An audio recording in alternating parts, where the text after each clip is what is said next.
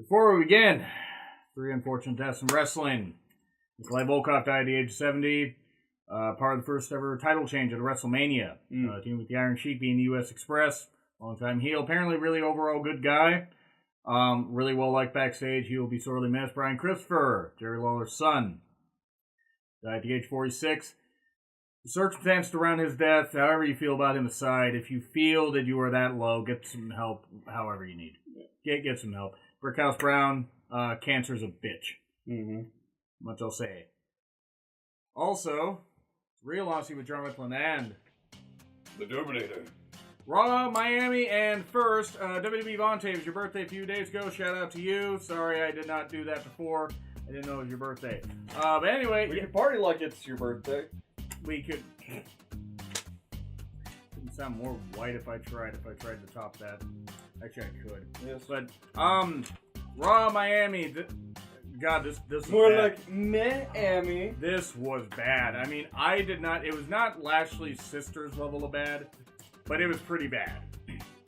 They set the bar low, but oh my dear God, did they set the bar low? Jesus, I mean, my height for SummerSlam is minimum. I mean, I'm sorry. Look, besides AJ versus Joe, I'm really not excited for much of anything. And even then, they screwed up Nakamura and Styles, so who says they won't screw up Joe versus Styles? That was hard to screw up, though. They'll screw it up. Reigns comes out. This is where my interest just went right away. I'm done with Reigns. I'm done. Fucking done. Overexposed, as you said. And what is this, Bucky B for teeth? Yeah. You know, if Dunn got thrown a damn volcano, no one would miss him. That, and you would have sacrificed a virgin, so. I mean, that's a good point, yeah. We would stave off the end of the world as we know it.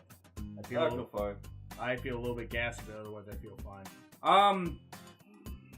Okay, so why reference the UFC fight now? That's my question. Oh, because Roman is late to the party. Because creative is late to the party, and Roman doesn't operate unless creative operates. When he should do this was just bad. Heyman with a typical promo. The funniest part of this... I mean, Heyman's just a goddamn delight. He is, but even he's done. Even he can't save this thing. Have Brock retain, have Braun beat him at SummerSlam. Just seriously, at this point. I don't care what they do. Just have Braun leave as champion.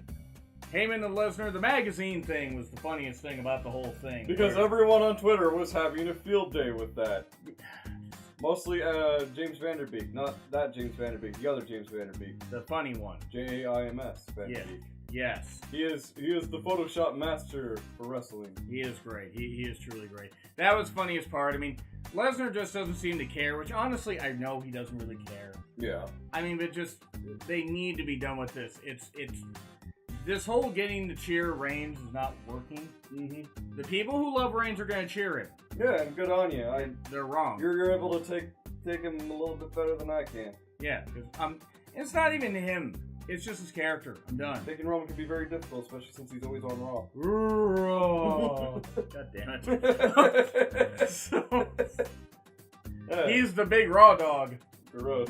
So, the magazine part was the funniest thing, though. And then Balor versus Corbin, 50-50 booking, because Corbin won. It wasn't... Why did Corbin win this? That makes no sense whatsoever. I will give Corbin this much credit. He's wrestling in dress clothes. That cannot be easy. Yeah. Everything good? Oh, yeah, should be fine. Good, alright. It's just Corbin won. It wasn't... That sums up tonight. And Kurt talking about Brock's contractual obligation. Oh, yes.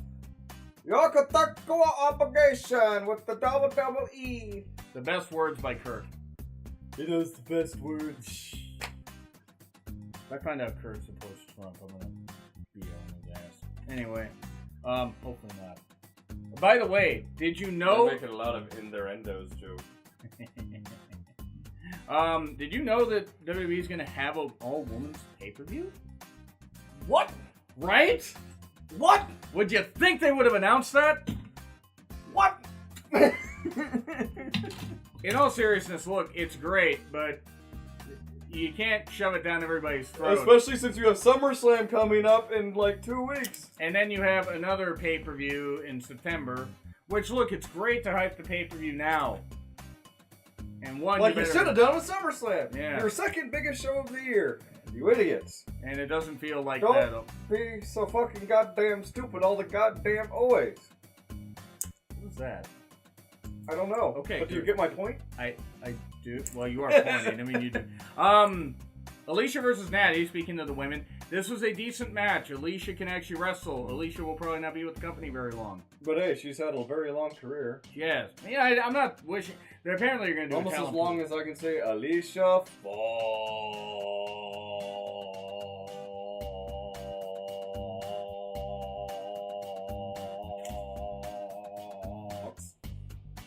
Woo! I did take a breath before that. That one was bad. Anyway. It was shorter than normal. Yeah. So it was the Seth Rollins of Alicia Fox. Burn it down! Wow. But Alicia won after Alexa interfered, and then Right. Ronda was at ringside, and Ronda beating up two women, doing her husband proud. I'm proud of that. Why? Because he's a woman beater, whether the court's found him or not. Yeah. Anyway. Yeah, Ronda versus Alicia next week, her first match on Raw. And against Alicia Fox. No, I'm doing that Yeah, again. no, let's not do that again. Elias versus Lashley. Well, it was a segment where Lashley forgot the words to Rockin' Robin. Tweet. Rockin' Robin. Tweet. God damn it, man. If you can't sing, don't sing. You have to feel it in your soul. You have to feel it in her bones. I'm a soul man.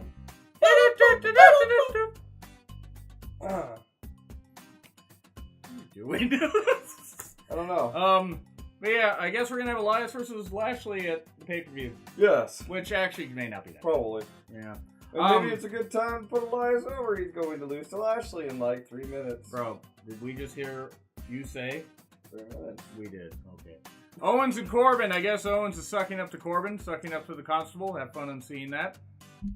Braun versus Mahal. It ended by countout because Owens said before, I can't let Braun cash in tonight. And he tried to steal the briefcase. And Braun got counted out. But he got the briefcase back, but didn't cash in tonight. Which he should have. Oh well. But whatever. And they're going to build up the tension with Braun Strowman and Kevin Owens. Kevin Owens is going to suck up to Baron Corbin. Corbin's going to try and interfere with Braun Strowman's match at SummerSlam for the Money in the Bank briefcase. Uh-huh. And then what's going to happen is Baron Corbin will try to interfere. Braun Strowman takes out both him and Kevin Owens. And beats Owens. And then beats Bork McGork. Okay. The only way that SummerSlam can be a C show is if Braun manages to cash in. Other than that, that's it. Yeah, but Braun lost lost to Mahal by countout. And then Mojo and Rude. Mike Kanellis is there, by the way, and did the responsible adult thing, Which is record the fight that ensued between Rude and Mojo Jojo and Bobby Roode. Bob Rude, Yeah. on his phone. I don't care about Mojo as a heel. I mean, whatever. People say you want them to push someone new, and then you shit on it. Because they need to push people that actually are worth a damn. And I'm sorry. When it comes to pushing somebody, you don't push them away from the fans. You push them up, down. There's a difference. Yeah. They need to do better. Right. They really need to do better. It's not even that I'm not in full rant mode tonight. WWE has kind of broken me this year. They have. And that's not wonderful! No, I love the roster, but they're not doing anything with them. Akam lost to Apollo in about 2 minutes. What? Right. What?